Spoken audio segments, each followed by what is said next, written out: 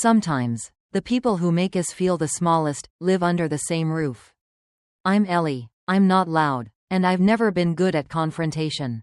Every day, I showed up early, hands in dough, swallowing words I wanted to say, watching others take credit for what I built. But silence doesn't mean weakness. And when the time came, I didn't need to shout to be heard. My work, my passion, and my quiet persistence spoke for me. This is my story. A woman dismissed by her own family, until the whole town had no choice but to see her. And maybe, somewhere in this journey, you'll see a piece of your own. Before we dive back in, let me know where you're watching from. I always love seeing how far these stories travel. And if you enjoy real, heartfelt stories about quiet fighters who make their families, and the world, finally see their true worth, don't forget to like and subscribe so you won't miss the next one. My name's Ellie Harper. I'm 29 years old. A true baker through and through, born into butter and dough. Literally, my family's owned a bakery for 3 generations right in the heart of Willow Creek, Ohio. It's the kind of small town where everybody knows your dog's name and folks still argue over who got the best cinnamon roll at their wedding. Sounds impressive, right? But me? I'm the one stuck kneading dough at 4 a.m. While all the ideas I've brought home from culinary school in Cincinnati, they get tossed out faster than yesterday's muffins. My dad, Tom, runs the place. He's a stickler for tradition. His motto? If it ain't broke, don't fix it, which, in plain English, means, don't you dare change a thing. Ellie, my Uncle Carl, Dad's older brother, handles the books. And let me tell you, if it's not written in black and white, he's not interested. Then there's my cousin Nate. He's the so-called face of Harper Bakery. Tall, charming, easy on the eyes, but the man couldn't bake a decent loaf to save his life. Doesn't matter though, the family fawns over him like he's the next coming of Betty Crocker. Mom, Susan, is the peacekeeper. Always whispering things like, don't stir the pot, honey, or, let Nate have his moment. She means well, I guess. And Aunt Linda, Carl's wife? She's technically in charge of marketing. But really she just gossips in the front with the regulars and calls it brand engagement. I remember the morning clear as day. Flour on my hands, apron still damp. I brought in a proposal for a new line of sourdoughs, infused with locally grown herbs. I had cost breakdowns, projections, the whole 9 yards. But Dad barely glanced at it before shaking his head. People here want the classics. Ellie, not your fancy bread. And Nate? He chuckled like he always does and said, stick to kneading. Ellie, let the big ideas be our thing. Linda chimed in with a smirk. No one cares about your college smarts. Sweetie. I swallowed hard, didn't argue, just nodded like I always do. But inside, I was boiling, thinking, fine, if no one wants to see what I can do, then maybe they won't see it, until it's too late. That night, I stayed late in the storage room. It's the only place in the bakery where I can breathe. I pulled out this old, beat-up notebook, pages full of ideas, recipes, wild sketches of a baking technique I've been developing in secret. That notebook is my little world. I started it when I was just a kid, sneaking into my grandpa's kitchen, copying down recipes from his dusty journals. He was the only one who ever looked at me like I might actually do something special. While I was scribbling, Mia, the part-time cashier and, honestly, one of the few people who sees me, walked in. What's that? Some secret baking manifesto? She asked. I laughed and tucked it away. Just some ideas. She raised an eyebrow. Just promise I get first dibs when you go big. Mia doesn't ask too many questions. But the way she looks at me, like maybe I am onto something, it keeps me going. And just when I thought things couldn't get more insulting, we had this family meeting.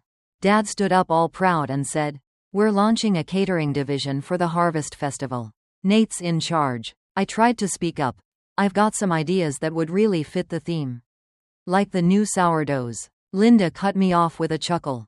Your sourdough? Oh, honey, please. Nate grinned. Yeah, I don't think folks are lining up for Ellie's experimental bread. I didn't say another word. Just stood, grabbed my bag, and walked out. On the way out, my notebook slipped from my tote. It hit the floor quietly. Unnoticed. No one saw it. But that notebook? It carried the seed of something no one in that room could imagine. A seed that, one day, would grow roots they couldn't ignore. After that family meeting, I didn't cry, didn't yell, didn't fight back. I just went about my usual routine, kneading dough before sunrise, listening to Nate ramble about brand identity and customer connection. But when everyone clocked out, I'd quietly slip away to a little community kitchen at the edge of town. Tiny place, bit rundown, but clean, and more importantly, it was mine, paid for with the few dollars I'd saved over the years. No one in my family knew about it. That's where the crazy project began. I was working on a new fermentation process, something that blended the traditional tricks my granddad used with the technical knowledge I picked up in culinary school. Sounds simple, but it took months to get it right. Temperature, moisture, resting time, it all had to click. But when it finally did, the bread came out perfect. Rich flavor, chewy texture, stayed fresh for days without preservatives. Nothing flashy, just honest, good bread. I started selling it under a small, secret label, Creek Crust. No fancy logo, no social media blitz, just hand-wrapped loaves in brown paper bags at the local farmer's market. I told people it came from an up-and-coming city chef testing the waters in small-town Ohio. Nobody suspected it was me. And the weird thing was, they loved it. People came back week after week. One cafe owner even messaged me, begging for a regular supply. I should have been thrilled, and I was, sort of. But it hurt, too, because suddenly, my bread had value, just not to the people I thought it would matter to the most. Back at the family bakery, things kept chugging along, but cracks were showing. Nate somehow took credit for a new inventory system I'd secretly built out, just so we'd stop double ordering flour every other week. Dad looked at him like he'd reinvented the wheel. "That's real leadership, son," he said. I just smiled and swallowed the sting. Then Linda pulled me aside one afternoon. "You'd do better with customers if you smiled more, maybe throw on some lipstick? You look tired." I almost told her, "If I wore what you wear, I'd have flour in places flour shouldn't be." One night, Mom caught me in the back pantry and whispered, "Sweetheart, I know you're smart, but sometimes men like Nate, they need to feel important. Let them have that." I gave her a soft smile. Not because I agreed, just because I was too tired to argue. What kept me going were the little wins in the dark. A new recipe that actually worked. A handwritten note from a stranger at the market that read, "Tastes just like Grandma's, or Mia. God bless her," leaving me a sticky note in the cash drawer that said, "Keep shining, even if no one sees it yet." I filed a provisional patent for my process, under a company name I made up in my kitchen at 2 a.m., Harper Innovations. Sounded fancy, felt scary, but it was mine, my name, on paper, somewhere. I wasn't out for revenge. Honestly, I just wanted to prove to myself that I mattered. But then one night, I overheard Carl and Linda in the office. "This loan's riding on the festival sales." Carl muttered, "If Nate screws it up." Linda cut him off. "Don't jinx it. Tom trusts him. If we let Ellie step in, people might think she's the one holding us together." I froze outside the door, gripping my notebook so tight the leather bent. That notebook had everything now: recipes, test results, market research, my damn patent, all the proof I'd ever need. And still, to them, I was invisible, a shadow in her own damn family.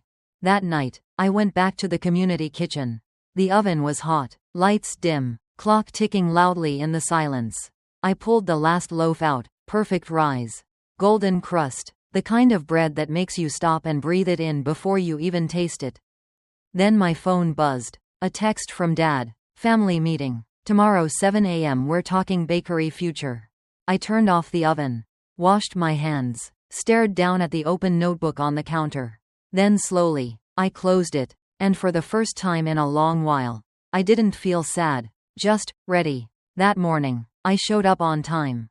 Hair tied back, apron still dusted in flour, same as always. The whole family was packed into the little office behind the bakery. The one where they always held these so-called family meetings. Except usually, I wasn't really part of the family part. Dad looked around like he was about to deliver some big, dramatic news. Ellie, starting next week, you'll be moved to inventory. We've had customer feedback. They prefer seeing Nate at the front. He's more approachable. Linda nodded, like she couldn't wait to chime in. This bakery's built on tradition. Honey, not experiments. I looked around. Mom stared at the floor. Carl jumped in like he was doing me a favor. We're a team, Ellie. Sometimes stepping back is what's best for the whole family. And Nate? He just sat there with that smug little half-smile, avoiding my eyes. He didn't need to say anything. He was already winning. I didn't make a scene. I just said, I understand. I'll respect your decision. And I'll step back from all of my contributions too. They didn't get it. Not a single one of them understood what I just pulled out from under them. That night was the Harvest Festival. The air had that crisp fall bite to it. Lights were strung up across the park. Kids ran around with cider and caramel apples. And in a quiet little corner, tucked under a tree near the food tents, stood a booth with hand-painted signage, Creek Crust. Fresh sourdough loaves lined the table.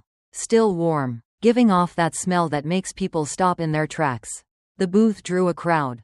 People sampled, bought, came back for more. Everyone assumed it was some hotshot chef from the city testing out a rustic concept.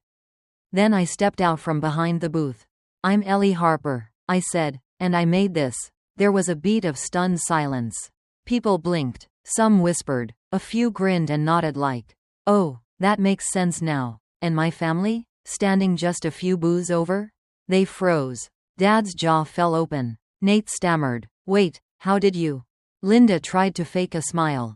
Carl leaned in toward Dad, clearly freaking out about the loan.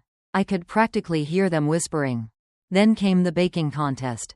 I submitted a loaf using my patented fermentation method, the one I'd spent months perfecting behind their backs. The judges tasted it, whispered to each other, took notes. Then, first place goes to Creek Crust for their innovative technique and outstanding flavor. I walked up, took the trophy, the $10 prize, and posed for photos for the regional food magazine. Reporters asked for interviews. I gave them what they wanted. Just enough. My grandfather inspired everything I do. I just wanted to honor his legacy, in my own way. I didn't mention the bakery. I didn't need to. Back at my booth, we sold out, completely. Meanwhile, the Harper Bakery booth didn't. Later that night, I got a message from the bank confirming the pre-orders. $50 in confirmed Creek Crust sales. Payment processing. I let out a breath. Not a laugh. Not even a smile. Just this quiet sense of peace. Like I'd finally stepped into the light. My phone buzzed again. A missed call from Dad. His voicemail. Ellie, we need to talk. The bank's asking about the loan. Call me, please. I didn't listen to the rest. I deleted it. Then I looked around that little market booth, the one I built with my own hands. Out of scraps and savings, and thought, they don't get to define me anymore. And there's no going back. After the festival, I thought I'd feel relief. But honestly, things were just getting started. The Harper Bakery started to crack, and this time, it wasn't just in my heart. It was in black and white numbers. The festival didn't bring in enough to meet the loan's revenue requirements. Carl panicked. He called me 3 times that morning, flipping between guilt-tripping and demanding. This little side hustle of yours just threw the whole family into a mess. And Nate? His catering gig at the festival bombed. Customers complained the bread was dry, bland, basically inedible. One of them even asked, why didn't you just use Creek Crust like everyone else? I wanted to laugh, but honestly, it stung a little. I never wanted the bakery to fail. I just wanted to be seen. Linda, of course, didn't waste time spinning her version of events. I overheard her at the farmer's market telling people, Ellie, she turned her back on the family. Went rogue, left us hanging. But this time, the town didn't buy it. One older customer shut her down right there. If that's betrayal, then I hope my grandkids betray me just like that. And Mom, she came to find me. Her eyes were red, voice soft like when I was little. Sweetheart, help your dad. Please, we're still a family. I didn't answer right away. Just said, come to my space tomorrow night. Not the bakery, my kitchen. The next evening, they showed up, all of them, standing in the middle of my little kitchen space, the one I'd turned into my test lab. Bakery, and mini office. On the table were a stack of documents, a copy of my notebook, and some very clear terms. I didn't sugarcoat it. The bakery's in trouble. You can't fix this alone. I'm willing to help, but not the old way. Carl frowned. You're charging us interest? I looked at him, calm but firm. Yes, a $20 loan, fair market interest, and if you want to use my recipes, you license them. They're patented under Harper Innovations. Creek crust is mine. Linda snapped. You're trying to profit off your own family? I exhaled slowly. No, I'm saving my family, on my terms. Dad was quiet for a while. Then he let out a heavy sigh. We leaned on Nate too much. You're the one with the real talent. Ellie, I was wrong. And of course, Linda switched her tone on a dime, like she always does. Oh, I always knew Ellie would do something amazing. I didn't respond. Honestly, I didn't need their approval anymore. Then Nate spoke, quietly. Will you teach me how to make the bread? I looked up. It wasn't an apology, but maybe it was a start. If you're serious, yeah, I'll teach you. Mom smiled gently, hope flickering in her eyes. And then I brought Mia in, because if anyone had earned a seat at that table, it was her. She dropped a printout on the table. Creek crust now holds 18% of the local baked goods market. And it's growing every week. I signed the papers. They did too. A proper contract. Clear cut. No wiggle room. When it was all done, I didn't say I was coming back to the bakery. I just said, I need a month to decide if I still want to be part of this. They left, and I stayed, standing there in the warm glow of that kitchen I built from scratch. No fireworks, no fanfare, just me, finally speaking on my own terms. On the way home, I walked past the bakery. The lights were off. The sign looked faded, worn. My phone buzzed. Mia. Coffee tomorrow? Me. Wouldn't miss it. I looked back one last time. No bitterness, no rage, just a new version of me, clear-eyed, steady, unshakable. And this time, they knew exactly what that meant. I didn't go back to the bakery right away. Instead, I threw myself into Harper Innovations, exactly the way I'd always dreamed. I hired 2 assistants, scaled up production, and after a few tasting sessions with local grocers, I landed a distribution deal with a regional supermarket chain. Creek crust hit the shelves. With branded packaging, real barcodes, and a little note on the back, born in Willow Creek. Baked with legacy. No big name reveal. If you knew, you knew. Back at the bakery, things slowly started leveling out. My dad, the same man who once told me to stick to kneading dough, was now experimenting with the very recipes I used to get laughed at for. Sales? They were climbing again. One day, he texted me, "Can we meet? All of us. Neutral ground. Not the bakery. Not your kitchen." I said yes. We met in a private room at Willow Creek's oldest diner. No ovens. No tension. Just people. For the first time, it actually felt like family, not a boardroom. Dad went first. We'd like to start a new division, Harper Artisan Breads. You'd run it. Full control. Profit sharing. Your way. I nodded. But this time, I had terms. My patent stays mine. All leadership roles based on skill, not family ties. And Creek crust stays independent. Carl looked defeated but didn't argue. We were stuck in the past. I can admit that. Linda, of course, jumped in all bright and supportive, pretending none of the last few months had happened. I didn't bother responding. Mom just reached over and squeezed my hand under the table. But what surprised me most was Nate. He looked me straight in the eye and said, "Will you teach me? I know I've coasted, but I want to get better." I didn't feel anger anymore. Sure, but it's gonna be real work. No shortcuts. That whole meeting? It wasn't about approval anymore. It was about clarity. I wasn't asking for a seat at the table. I was building a new one. Afterward, I stopped by Mia's place. Told her everything. She laughed and said, "You know what? Watching you, I kinda want to go to culinary school now." I grinned. "Then go. I'll sponsor you." A few weeks later, she enrolled. I signed the check. As for me, I used part of my contest winnings to launch a community kitchen fund right here in Willow Creek. A place where kids could learn to bake, cook, or just have somewhere safe to show up and be heard. At the grand opening, one little girl tugged at my apron and asked, What if nobody believes in me? I bent down and told her the truth. Then you be the first. Just one person believing is enough. By the end of that month, I wasn't sure if we'd ever be a perfect family. Maybe we never were. But I knew one thing. I'd changed everything. Not with yelling, not with revenge, but with bread and persistence. 1 year later, Creek Crust wasn't just that mystery bread brand from the farmer's market anymore. Now, it had its own place on grocery store shelves, from Cincinnati all the way to Columbus. Harper Artisan Breads, the new division we built at the bakery, was holding its own too. Serving walk-ins and catering gigs across the region. And me? I wasn't hiding in a backroom anymore. I was leading meetings, teaching workshops, signing contracts with the very people who once laughed off my ideas.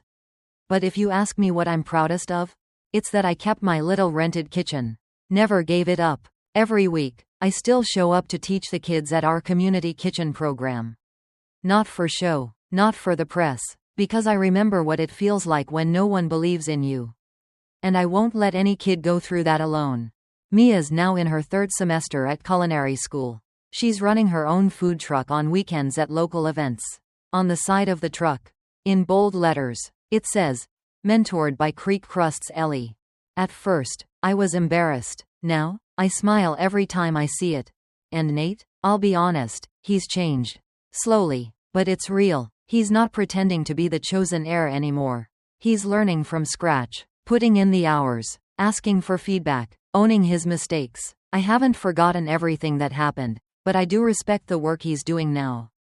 Carl and Linda? Still themselves. A little quieter, a little less smug, or at least smart enough not to try it around me anymore. Dad? He's my business partner now. Not my boss. Every week we sit down and go over sales. Swap ideas. Sometimes argue. Sure, but it's mutual now. We're rebuilding our father-daughter relationship from a place of respect, not control. And then, the next Harvest Festival rolled around.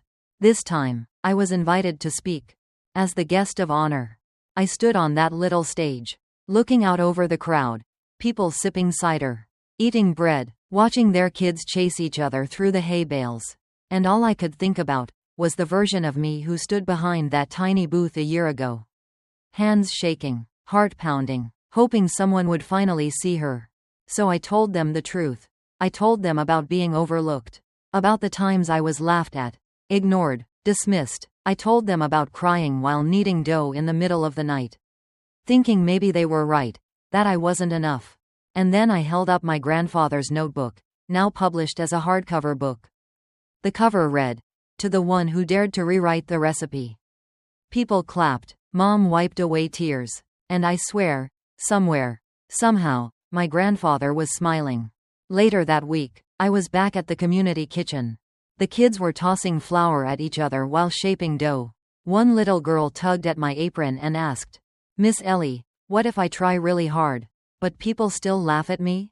I knelt down beside her and said, "Then you keep trying, because your worth, that's not something people give you. It's something you claim for yourself." The camera pans out the window. The small town of Willow Creek comes into view, peaceful, familiar, unchanged. But me? I changed everything. A voiceover closes it out. Worth isn't something handed to you. It's something you claim, with grit, with heart, with belief in who you are. Stand firm, and the world will see you. Ellie's story reminds us that true worth doesn't have to shout, but it should never stay buried in silence. Sometimes, the very people who are supposed to lift us up are the ones who hold us back. But if we stay steady, if we dare to speak up, even with nothing more than a loaf of bread and an unproven idea, we can rewrite our own legacy. As the old saying goes, cream always rises to the top. Justice may come slowly, but it never loses its way. If you've ever been overlooked, shut out of the conversation, or forced to choose between your peace and your pride, share your story. Drop a comment below, or tell us about a time you stood up for yourself in a world that wanted you quiet. And don't forget to like and subscribe so you never miss another story that stirs the heart and makes you think. Wishing you a peaceful day ahead, and if there's a storm, may you still find light, right where you are.